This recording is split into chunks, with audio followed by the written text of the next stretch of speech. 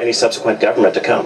But I must remind our viewers, you are a Republican, well, a moderate Republican. Maybe he would construe you as part of the establishment. What would the established Republicans back in Congress make of what they've just seen, and in fact what they witnessed in NATO in Brussels?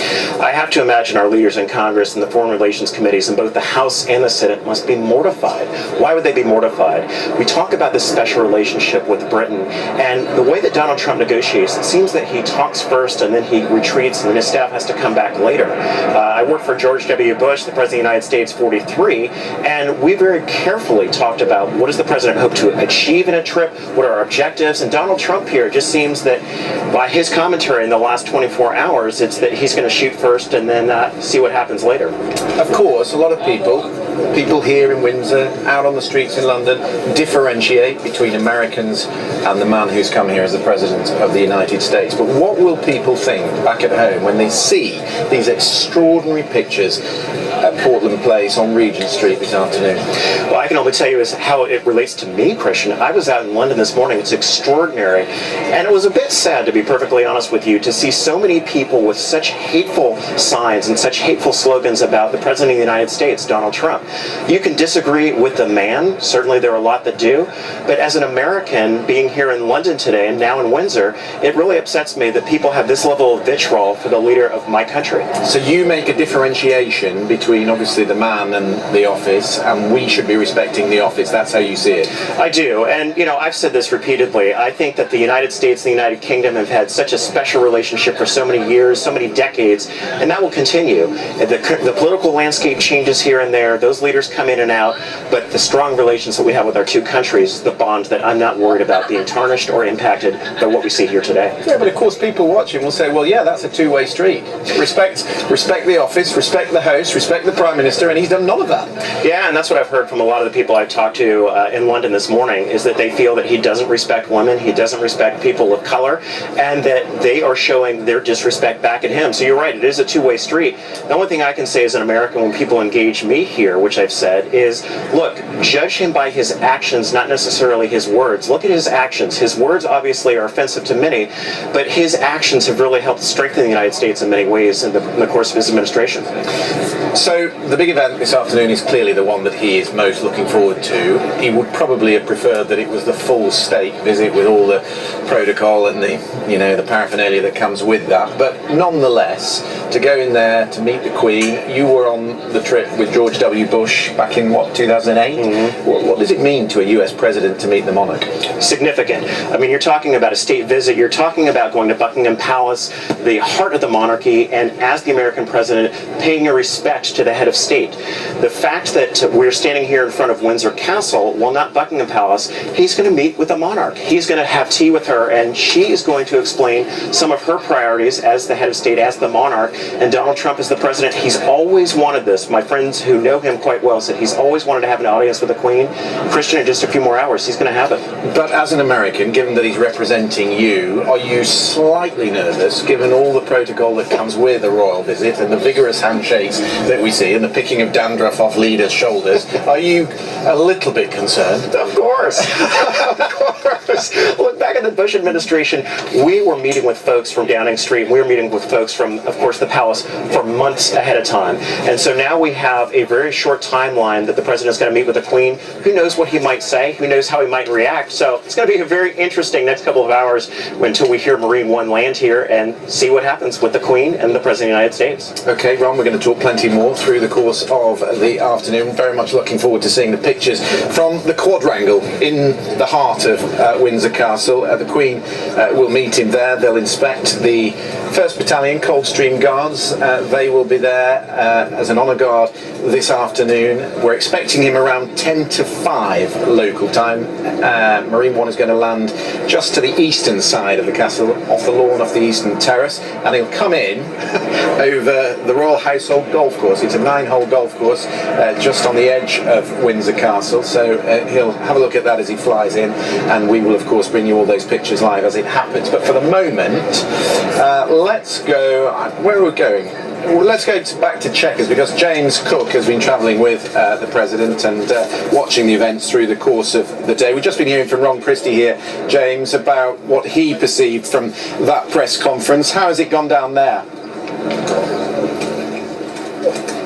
Well, I mean, it was a pretty extraordinary news conference here in the sweltering heat of Buckinghamshire beside Chequers, butterflies flitting past, and love was in the air, it seemed. The President held the Prime Minister's hand as they walked down to the podium, and that set the tone for the entire event. He lavished praise on Theresa May. It was as if that interview in The Sun had never happened at all. But beyond all of that, beyond his reassurances, and there were many, particularly on Brexit and on the necessity for the UK and the possibility for the United States of doing a trade deal after Brexit, particularly on that, the President said, we will do a deal, and the Prime Minister was keen to stress over and over again that the two countries were determined to do a trade deal after Brexit. But with that having been said, it was clear that there were differences that still remained here, not least on the thorny issue of how you do that trade deal, as to whether, if the UK retains standards that pertain to Europe, whether the United States will be happy with that. It has different standards for food, for example, and might not be keen to see the attraction of the trade deal with the United Kingdom if it is still staying with the old European rules. So that is one area where a fundamental underlying difference may still remain, and another area that was very stark was the subject of immigration, where the question was asked, again following that interview in The Sun, did Mr. Trump, did the President think that immigration to Europe was a problem? There were no caveats in his reply. He simply stated that immigration per se was a bad thing, was changing the culture of Europe. That's pretty extraordinary language, language that will alarm some people and probably delight others.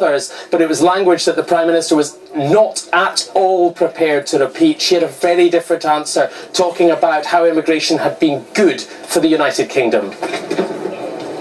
And James, as you've been mingling around the American reporters there and the press pool, I know you pick up rumours, the odd thing that's said. Did you get an impression that this morning they were pretty shocked with what they'd seen on the front page of the newspaper? Or was there a deliberate attempt to walk this back as quickly as they could?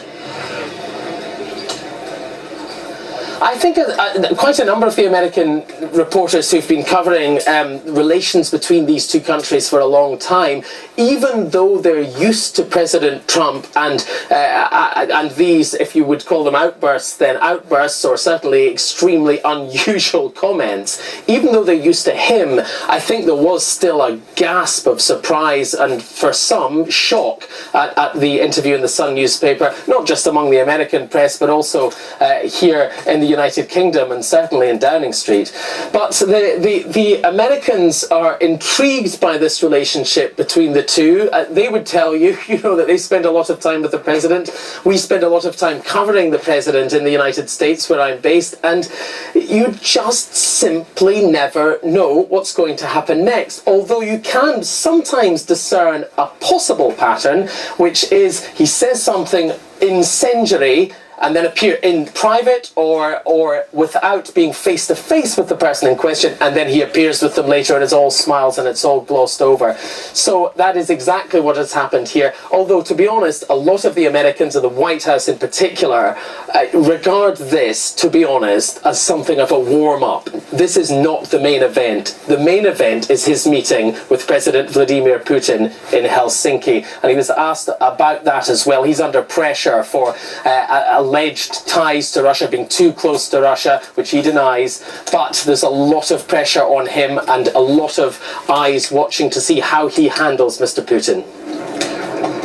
Yes, let's talk about that. I'm just going to show our viewers while we're talking, James, the pictures of Marine One landing in Regent's Park at the residence of the US ambassador. This is Winfield House, where the President's going to be resting for about an hour, getting himself together, probably reuniting with the First Lady, who of course has been out today with Philip May. They've been to the Royal Chelsea Hospital, they've been with children who've been making poppies, and they also did a spot of bowling, flat green bowling I think, together, which I'm sure that Melania Trump has never done before, but they will travel together in Marine One when they come here to Windsor in, well, just over an hour's time. So there you see Marine One just circling over the top of Regent's Park, coming into land at the ambassador's residence. James, just one last question on that Russia issue.